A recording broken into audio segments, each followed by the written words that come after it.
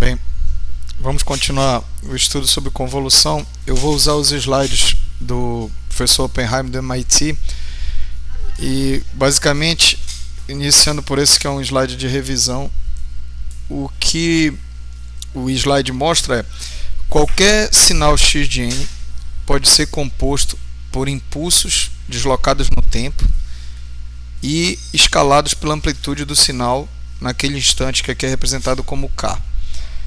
E aí, se um sinal x de n é aplicado a um sistema que é linear, pela linearidade, eu vou ter então na saída, percebam que esse é um fator de escala, então pela homogeneidade da linearidade ele pode ser colocado em evidência, e para cada valor desses aplicados impulsos delta, eu vou ter então uma saída, então o késimo impulso, que seria correspondente à posição dada por n menos k, vai gerar uma resposta ao impulso, que aqui eu estou denotando genericamente como h de k. Então, o impulso, que seria o késimo, né, na hora que o valor aqui é k, está sendo denotado como uma parcela h de k, como está explicado aqui. Se, além de linear, o sistema é invariante no tempo, o que acontece? Não interessa a posição do impulso no tempo, para cada valor que eu tenho o impulso aplicado na entrada, eu vou ter então a mesma saída,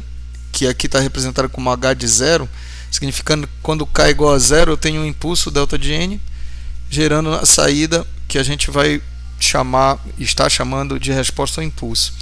Então aqui essa propriedade da invariância no tempo diz que para um instante de tempo qualquer eu aplico um impulso na entrada, e como o sistema é invariante no tempo, eu tenho a própria resposta ao impulso, como se aquele impulso tivesse sido aplicado no instante n igual a zero, só que como ele foi aplicado em um outro instante, eu tenho que deslocar, e daí vem essa notação de n menos k. Então, reunindo as duas propriedades de linearidade e invariância no tempo, eu posso dizer que a saída de um sistema linear e invariante no tempo a qualquer entrada é dada pela soma da convolução, que é a fórmula que a gente está acostumado a mexer. Então aqui é no tempo discreto, e agora a gente vai estudar para o tempo contínuo. O tempo contínuo é muito parecido, e basicamente a gente vai fazer uma abordagem baseada na aproximação do que seria o sinal de entrada por um sinal composto por pequenos retângulos, onde a largura de cada um é delta. E esse delta, na hora que ele for levado a zero, no limite, quando ele é levado a zero, as somas vão se tornar integrais, e aí a gente vai ter, ao invés da soma de convolução, a integral de convolução. Mas aqui no momento é similar quando a gente faz a aproximação da integral pela fórmula, pela forma, né, de representar a função, a área aqui embaixo da função, através de retângulos ou trapézios, etc. Então, eu posso ter uma aproximação tão boa quanto eu queira, se o delta está indo para zero. E aí a ideia então eu tenho impulsos que são definidos como de amplitude 1 sobre delta. Então essa amplitude aqui com um triângulozinho como subíndice, ele é definido como de amplitude 1 sobre delta, largura delta, de tal maneira que a área dele seja 1, como é importante para os impulsos. E aí eu vou escalar, como a amplitude dele é 1 sobre delta, eu vou escalar por delta, para que essa multiplicação do delta vezes esse delta maiúsculo, ele dê 1. E aí eu tenho, por exemplo, a amostra que tem esse valor aqui, nesse intervalo desse retângulo, que é x representado por menos 2 delta, ele vai ter o valor dele mantido, já que aqui a multiplicação desses dois dá 1.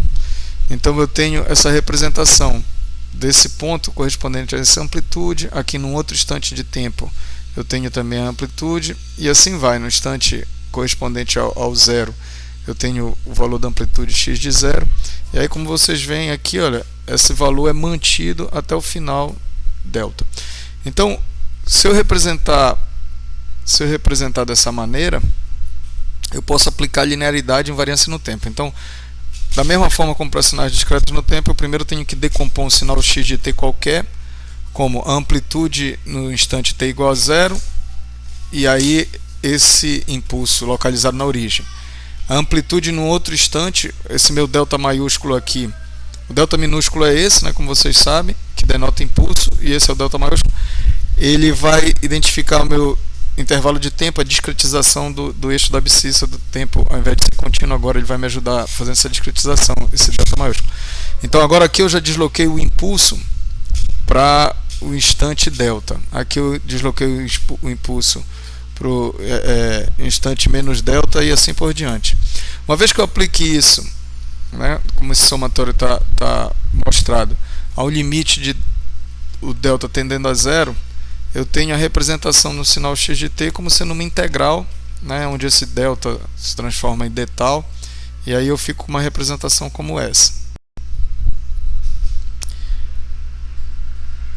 E aí eu uso um raciocínio semelhante ao que eu usei no tempo discreto. A linearidade permite também eu ter as várias respostas ao impulso amplificadas pela amplitude do x, num instante tal aqui representado, que é a minha variável auxiliar. E se há invariância no tempo também, se o sistema permite que um impulso aplicado em t menos tal me leve à resposta ao impulso deslocada para t menos tal. De tal maneira que eu posso, para qualquer sistema linear invariante no tempo, identificar a saída em tempo contínuo como sendo a integral de convolução. E vocês podem fazer então esse raciocínio aqui, né, indicando que para esse impulso eu tenho a minha resposta ao impulso escalada de x de zero, para um impulso deslocado eu tenho a mesma resposta escalada por essa amplitude, e aí eu componho para um sinal qualquer. Aqui é uma aproximação, por isso que eu estou reproduzindo como esses níveis discretos. E aí, se eu levar o delta maiúsculo, né, para zero, eu tenho essa suave, o x de t, levando essa suave saída y de t. Então, em suma, a gente tem para o tempo discreto qualquer sinal decomposto por impulsos discretos, e aí eu chego na soma de convolução, e é bem parecido para o tempo contínuo. Eu tenho a decomposição de qualquer sinal, também pode ser entendido como soma, levando ao limite vira uma integral, e aí eu tenho a integral de convolução, e se vocês notarem é bem semelhante. Aqui o x de k vira o x de tal, e o h de n menos k, que pode ser interpretado como aquele rebatimento que nós treinamos em relação a uma abscissa k, aqui é em relação a uma abscissa tal. Então eu tenho tal como variável auxiliar, então eu ploto o meu sinal x de tal, eu rebato o h de t, agora eu posiciono ele no novo eixo tal como sendo h de menos tal, e vou usando t para deslocar, como nós fizemos no tempo discreto. Então aqui é um exemplo que a gente vai trabalhar numericamente, no tempo discreto eu tenho um sinal x de n na entrada como sendo o degrau unitário, e aqui um h de n como sendo uma exponencial. Esse alfa, a gente vai assumir que ele é de amplitude, ele é um valor menor que 1, de tal maneira que as amplitudes do h decaiam. Se ele fosse um alfa igual a 3, por exemplo, essas amplitudes estariam subindo. Então a gente vai assumir aqui que o alfa é menor que 1. E aí vejam que aqui eu estou gerando as minhas duas parcelas da soma de convolução. Do x de n, gerar o x de k é trivial, eu só mudei a variável independente de n para k como treinamos. E agora o h de n menos k significa, para a abscissa k eu gerar o h de menos k, né? Então eu rebati o h de n, virou h de menos k, e esse n aqui vai ser um deslocamento que eu vou trazer ao invés de zero, eu vou posicionar dependendo do valor de n que eu quero. Então esse é um tempo contínuo. Vamos primeiro fazer o exemplo que a gente estava querendo para o caso algébrico, o cálculo da convolução algebricamente. O exemplo que a gente vai trabalhar agora é um exemplo para convolução em tempo discreto. Nós vamos calcular dessa forma analítica ou algébrica. Até porque, diferente desse caso, que a gente usa bastante quando as sequências têm curta duração, as sequências aqui no nosso exemplo, para cálculo analítico, elas têm uma duração infinita. Então, voltando aqui para o exemplo, nós temos dois sinais, o x de n é u de n e o h de n é alfa elevado a n u de n. Uma coisa que a gente vai notar é que muitos dos sinais que são exponenciais vão exigir a gente somar termos dessa que seria uma progressão geométrica. Então, eu sugiro que vocês façam uma revisão rápida sobre progressão geométrica. Aqui está o site na Wikipedia. E basicamente a gente tem que, se você obtiver números como esses, onde R é a razão, você tem o valor inicial, e aí os outros são uma sequência onde você sempre está multiplicando por R, né? Aqui seria R elevado a 0, R a 1, R a 2, e assim por diante. Você pode formar uma série geométrica somando os termos. Então, é bem conhecida a fórmula que leva a você obter a soma, né, dos n primeiros termos de uma série geométrica com uma razão R. E aí, se vocês não estão lembrados, é relativamente simples. Você deduzir basicamente significa expandir a soma, poder representar essa soma aqui em cima. E aí, ou a gente multiplica por 1 menos R, ou então eu prefiro multiplicar por A, por exemplo, dos dois lados, e aí você tem aqui a soma, e aqui você cria A vezes a soma, e aí multiplica todos esses outros termos e subtrai uma da outra. Aqui foi feito num passo só, multiplicando por 1 menos R. Então eu parti daqui, multipliquei por 1 menos R dos dois lados, e aí o truque é, quando você multiplica por 1 menos R esses valores, muitos vão se cancelar. Aqui então fica só o AR elevado a 0 e o último termo, o primeiro, e os outros todos aqui, como está sendo indicado, cancelam, de tal maneira que a soma multiplicada por 1 menos R dá isso, e aí você passando para o outro lado esse fator menos R fica com esse valor. Então esse que é a fórmula geral, a gente vai utilizar muitas vezes em processamento de sinais discretos no tempo. Então vamos dar uma olhada aqui na resolução do slide do Oppenheim. Ele está botando a fórmula aqui da soma de convolução, e agora o valor de x de k, o x é o degrau unitário, então eu estou substituindo, é o próprio de k, e o h de n menos k, lembrem que o h de n é alfa elevado a n, o de n, então eu vou substituir onde tem n por n menos k, então fica alfa elevado a n menos k, o degrau unitário também eu substituo para indicar que agora não é mais o degrau, e sim um degrau deslocado, o n menos k. Então eu vou dividir em dois intervalos, um para n menor que 0 e o outro para n maior que 0. É interessante porque para n menor que 0, vejam, o u de k começa em k igual a 0. E o u de menos k rebatam ele, e se o n for menor que 0 vai haver um avanço, né? Por exemplo, n menos 1, n menos 2, vai haver um avanço. Na hora que houver esse avanço, como as amostras do u de menos k elas vão começar do menos infinito, mas vão parar aqui no valor de k igual a 0, se eu avançar, não vai haver superposição entre esses dois, ou seja, para qualquer valor de k, ou o u de k ou o u de n menos k vai ser 0. Então esse valor de alfa nem vai ser levado em conta, porque ele vai estar multiplicando 0 para k positivo aqui, para k negativo, esse cidadão u de n menos k vai zerar. Então aqui é dito que não há superposição, e a saída y de n é 0 para valores de n menor que 0. Para o n maior que 0, aí é interessante, porque essa parcela já passa a apresentar superposição com o u de k. Então eu vou fazer isso.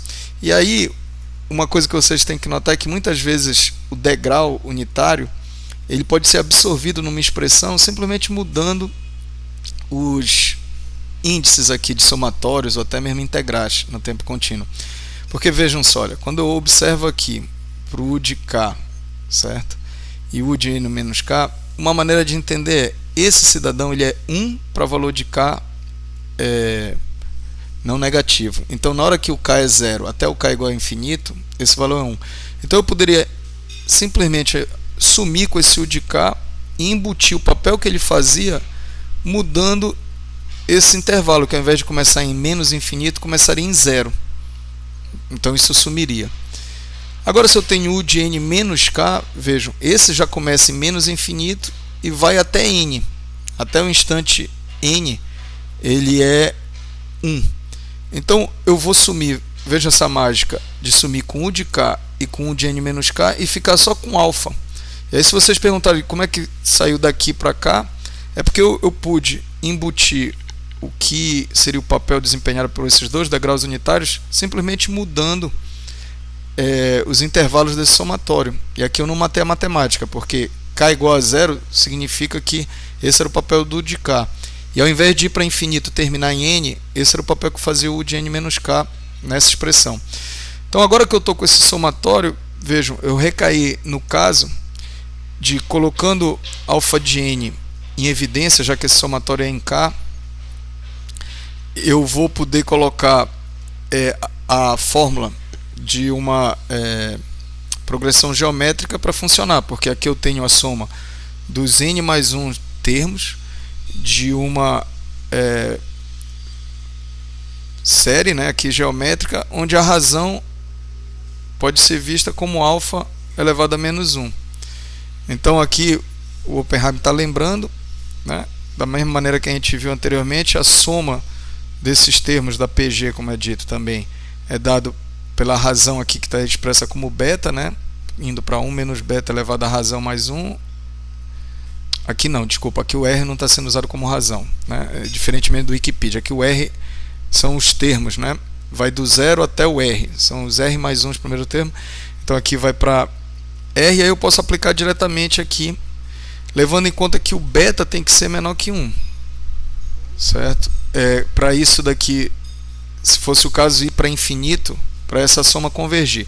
Como eu estou usando número finito, eu não preciso me preocupar do beta ser menor que 1, assim também eu não tenho nenhuma imposição sobre o alfa. Então, só aplicando a fórmula do termo da PG, eu chego aqui, que pode ser reescrito dessa forma. Então esse é o resultado da convolução para valores de n maior que 0. E aí vocês notam, para n igual a 0, se eu substituir n igual a 0, fica 1 menos alfa dividido por 1 menos alfa, dá 1. Para n igual a 1, isso é 1 menos alfa ao quadrado. Então vai ficar 1 menos alfa, 1 mais alfa. Aí eu corto, vai ficar para n igual a 1 mais alfa, como aqui está representado. Bem, esse seria o exemplo para tempo discreto, né, cálculo algébrico da convolução. Agora bora dar uma olhada em dois sinais em tempo contínuo. Então, assumindo que a entrada x de t é um degrau unitário, a saída é uma exponencial, é elevada a menos at, u de t, e aí se o a ele tem um valor aqui que é maior que 0, eu tenho esse funcionamento aqui de exponencial decrescente. Então, para fazer o cálculo dessa integral, eu preciso das duas parcelas, o x de tal e o h de t menos tal. Aí, de novo, transformar a variável independente de t para tal é trivial. Olha, notem, o degrau unitário aqui, simplesmente eu mudei a abscissa de t para tal. E o h de t menos tal pode ser obtido primeiro fazendo o h de menos tal, que é rebater em relação ao eixo das ordenadas, e o t aqui vai fazer o deslocamento. E aí eu vou então multiplicar essas duas parcelas e integrar, ou seja, achar a área do resultado. Então isso vai ser feito algebricamente aqui, tá certo? Então notem, eu começo com a fórmula da integral de convolução, substituo quem é a minha entrada x é o u de t, então aqui fica o x de tal é u de tal, e o h de t menos tal, que é a exponencial complexa, então onde havia t, eu vou substituir por t menos tal. E aí é um raciocínio semelhante ao anterior. Se o intervalo que eu tenho interesse de saída y de t é para t menor que 0, esses dois, o u de t menos tal e o u de tal, vão apresentar valores nulos, um ou outro. Então, como um ou outro vai ser 0, então eu posso concluir que não há superposição, e aí eles levam a saída a 0 para t menor que 0. Na hora que o t é maior que 0, eu vou fazer aquele truque de sumir com esses degraus unitários, simplesmente movendo, incorporando o efeito que eles faziam na matemática aqui nos limites da integral. Então, eu pelo u de tal, eu começo, na verdade, não de menos infinito, mas sim de 0. E em função desse u de t menos tal, eu não vou até infinito, e sim termina em t. E aqui agora, então, eu fico só com essa integral que é relativamente fácil de fazer. Eu posso tirar o t da integral, já que ela está sendo feita em tal. E aí eu encontro a saída para t maior que 0, que vai ter essa característica aqui. Bem, então com isso a gente termina esses exemplos de cálculo algébrico da convolução, e esses exemplos foram bem simples, né? Calcular essas convoluções foram simples porque tu tinha os dois intervalos e um deles era facilmente visualizado, mas a definição dos intervalos é que é às vezes mais difícil, e aí dependendo dos sinais você vai ter que fazer a definição de mais de um intervalo e cuidar direitinho do que acontece.